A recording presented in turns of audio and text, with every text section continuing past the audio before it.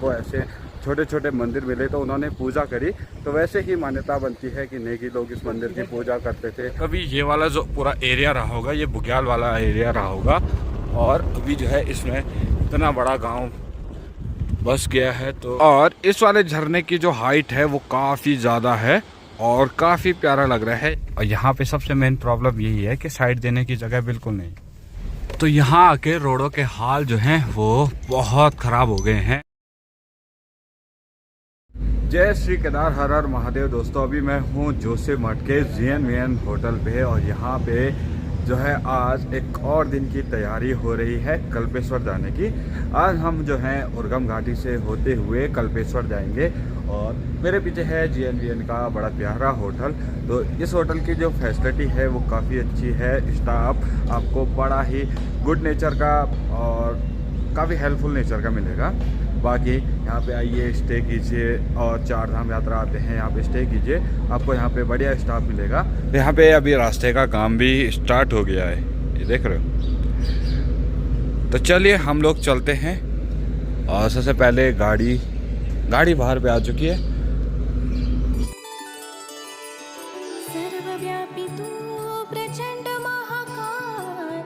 अभी हम लोग निकल रहे हैं कल्पेश्वर के लिए। कल्पेश्वर जो मंदिर पड़ता है वो पड़ता है उर्गम घाटी में, और जोशीमठ के पास में ही है। तो कल्पेश्वर जो है वो पंच केदार में से एक है, जहाँ शिव जी की केशों की पूजा होती है। तो अभी हम लोग वहीं जा रहे हैं। और उर्गम घाटी भी बड़ा प्यारा है, अपने में फेमस है, अपने मिडोस वहाँ पे जो खेत हैं उनके लिए, वहाँ पे जो जंगल हैं उनके लिए। अभी हम लोग हैं बिरद बद्री पे, यानी बुड्ढे बद्री। बिरद बद्री अगर गढ़वाली में बोले बिरद आदमी को बिरद बद्री, बिरद आदमी जो होते हैं बुड्ढे लोग होते हैं उनको बिरद बोला जाता है। तो वैसे ही जय बिरद बद्री। और हम लोग जो हैं 5 बद्रियों में से एक बद्री बिरद बद्री में दर्शन करके जाने वाले हैं। ये जो रास्ता है ये अच्छा बना रखा है। यहाँ पे एक बड़ा सा पेड़ है अखरोट का, और इस पे अभी छोटे छोटे अखरोट आ रहे हैं। तो इस वाली साइड में अखरोट बहुत ज़्यादा होते हैं। जोशीमठ भी फेमस है अखरोट सेबों के लिए और चूही के लिए। तो यहाँ पे आप देखोगे आपको अखरोट के पेड़, चूही के पेड़ बहुत ज़्यादा मिलेंगे। जैसे कि ये हमारे सामने ये आड़ू का पेड़ है। अभी हम लोग पहुँचे हैं बिरद बद्री में, और यहाँ पे भी जो है मेंटेनेंस का काम लगा हुआ है पीछे। बिरद बद्री का जो मतलब है वो है पुराना बद्रीनाथ, यानी पहले जो है बद्रीनाथ भगवान की पूजा यहाँ होती थी, अभी जो है बद्रीनाथ में होती है। तो जो बिरद बद्री के बारे में पूरी इन्फॉर्मेशन है वो यहाँ पे है। अब यहाँ पे पॉज करके पढ़ सकते हैं। तो यहाँ पे मेंटेनेंस का काम चल रहा है। तो अभी तक हम जितने भी मंदिरों में गए हैं सब में लगभग मेंटेनेंस का काम चल रहा है। बिरद बद्री के दर्शन करने के बाद अभी हम लोग जा रहे हैं नीचे वाली रोड पे, क्योंकि जो टैक्सी वाला भाई है वो नीचे रोड पे ही है, वहाँ पे बैठा हुआ है। तो क्योंकि यहाँ से हम नीचे आए उसके बाद हमको फिर से चढ़ाई चढ़ना पड़ रहा था, तो इसी वजह से उन्होंने हमको सजेस्ट किया कि आप यहाँ से नीचे उतरिए, मंदिर पे जाइए, मंदिर पे दर्शन करो। और दर्शन करने के बाद गांव के बीच से ऐसा ढलान वाला पूरा रास्ता आता है, तो हम इसी रास्ते से सीधे नीचे रोड पे जाएंगे। ये जो बिरद बद्री वाला गांव है, यहाँ पे पूरे गांव में कुछ ना कुछ, मतलब जैसे हमारे गांव की साइड जो फसलें होती हैं वो थोड़ा कम होती हैं साग सब्जियों की, लेकिन यहाँ पे थोड़ा बहुत ज़्यादा मात्रा में है। जैसे आपको ये मेरे सामने जो ये खेत दिखाई दे रहा है, ये बगीचा, ये पूरे प्याज का बगीचा है। उधर वाली साइड लहसुन है, तो मतलब ये अलग ही दिख रहा है। और पूरे गाँव में हमने आलू, प्याज, लहसुन के बहुत बड़े बड़े बगीचे देखे हैं। अभी हम एंटर हुए हैं कल्पेश्वर वाली रोड पे। बाकी जो पीछे वाली हाईवे था वो जाता है आपका श्रीनगर, हरिद्वार, केदारनाथ के लिए। अगर आप यहाँ से जाओगे तो रुद्रप्रयाग पहुँचोगे, तो रुद्रप्रयाग से आपको अदर वे लेना है केदारनाथ के लिए। और कल्पेश्वर की जो रोड है वो थोड़ा कुछ ऐसी है। यहाँ की रोड मैंने सुना है थोड़ा डेंजर है, थोड़ा क्या बहुत डेंजर है, कच्ची रोड है पूरी। और इसी रोड से हम पहुंचेंगे उर्गम घाटी।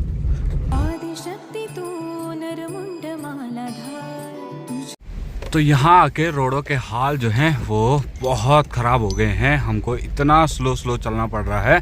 इन खड्डों की वजह से, क्योंकि अगर ऐसी रोडों पे थोड़ा तेज़ चले तो गाड़ी नीचे से डैमेज होने का बहुत ज़्यादा खतरा रहता है, चैम्बर वगैरह लग सकते हैं, तो इसीलिए आराम से चलना पड़ेगा। और रोडों पे ही इतने बड़े बड़े पत्थर आ रखे हैं ऊपर, और यहाँ पे ऊपर से पहाड़ भी बहुत ज़्यादा टूटे हुए हैं। यहाँ की रोड जो है इतनी सकरी है कि अगर कोई सामने से गाड़ी आ रही है तो आपको एक बार गाड़ी साइड में लगा के साइड देना पड़ेगा, वरना साइड देने का कोई ऑप्शन नहीं है। जैसे कि अदर रोड्स हैं तो उनमें क्या होता है कि आराम से इतना स्पेस रहता है कि आदमी आराम से चलता चलता साइड से दूसरी गाड़ी भी निकल जाएगी, लेकिन ये वाली रोड कटे हुए अभी ज़्यादा टाइम नहीं हुआ। कितना टाइम होगा भाई जी? 2-2.5 साल हो रहे हैं, और अभी भी ये पूरी रोड जो है वो कच्ची रोड है, यानी केवल मिट्टी भरी रोड है। तो भाई जी बोल रहे थे कि अभी तो उतना कुछ है नहीं, ऊपर जाके और भयंकर है ये रोड। और मुझे लग रहा है कि सामने से ये नई रोड आ रही है यहाँ के लिए ना, तो वो वाली रोड आएगी तो उसके बाद जो है ठीक हो जाएगा।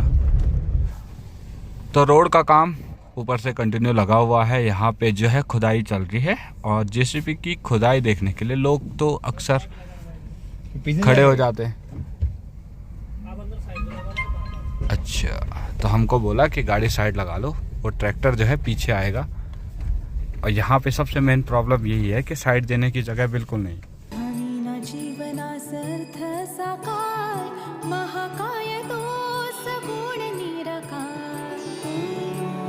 अभी हम लोग एंटर हुए हैं उर्गम गांव में, और यही जो है वो उर्गम गांव है, और यहाँ से आगे उर्गम घाटी शुरू होती है। तो उर्गम गांव के नाम पे ही जो है घाटी का नाम उर्गम घाटी है। वैसे उर्गम घाटी के नज़ारे जो हैं वो बड़े प्यारे हैं, लेकिन आग की वजह से इतना ज़्यादा धुआं हो गया है कि हमको ज़्यादा दूर तक की विजिबिलिटी दिख ही नहीं रही है।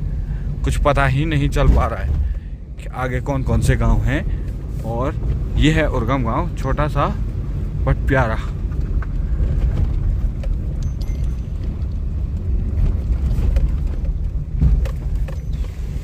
देखो रोड का काम चल रहा है तो पुल भी नहीं बने हैं, और हमको जाना पड़ रहा है ऐसे गधेरों से होता हुआ।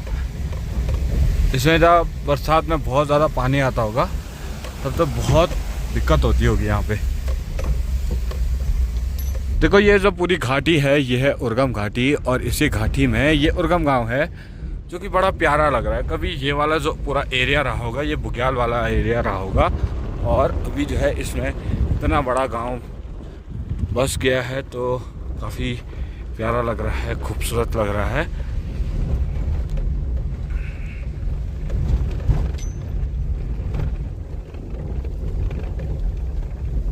चलो जी, आखिरकार पहुंच गए कल्पेश्वर मंदिर के पास, और यहाँ पे पीछे एक सुंदर सा बड़ा सा वाटरफॉल है। नज़ारे काफ़ी अच्छे हैं। आज हमने जो है उर्गम घाटी देखी। उर्गम घाटी में भी बड़ा प्यारा गांव है जो है उर्गम गांव, और इस वाले झरने की जो हाइट है वो काफ़ी ज़्यादा है और काफ़ी प्यारा लग रहा है। यहाँ पे उतरते ही बिल्कुल सामने जो है वो जो है वाटरफॉल, और यहाँ पे आते ही बारिश लगनी स्टार्ट हो गई, तो हमें लग रहा है कि बारिश होगी तो मौसम बिल्कुल साफ़ हो जाएगा। देखो जो कल्पेश्वर है वो 5 केदार में से एक केदार है, और यहाँ पे भगवान शिव के केशों की पूजा होती है। तो मतलब इसका भी अपने में अहम भूमिका है। जैसे रुद्रनाथ है, केदारनाथ है, आपका कल्पेश्वर है, मधमेश्वर है और तुंगनाथ है। ये 5 केदार हैं, 5 प्रयाग हैं, 5 बद्री हैं। तो वैसे ही जो है यहाँ पे आज मतलब काफ़ी टाइम से इच्छा थी कि कल्पेश्वर आऊँ और यहाँ पे भगवान शिव के दर्शन करूँ, क्योंकि केदारनाथ तो हमारा 6 महीना है और बाकी सारे केदार हो चुके हैं, केवल कल्पेश्वर बचा हुआ था। तो आज जो है केदारनाथ के कपाट खुलने से कुछ टाइम पहले ही सडनली आना हो गया। तो मंदिर से पहले के जो नज़ारे हैं वो कुछ ऐसे हैं। सामने एक बड़ा सा झूला पुल है, और यहाँ नीचे यहाँ बिल्कुल सामने झूला पुल के बिल्कुल सामने एक वाटरफॉल है। यहाँ पे बहुत सारे यात्री जो हैं वो फ़ोटो खिंचाने के लिए जा रखे हैं। तो वाटरफॉल की जो हाइट है वो काफ़ी ज़्यादा है। अब मैं बता नहीं सकता कितना मीटर है, अप्रॉक्स 50 मीटर से तो ज़्यादा ही होगा, उससे तो कहीं ज़्यादा ही होगा।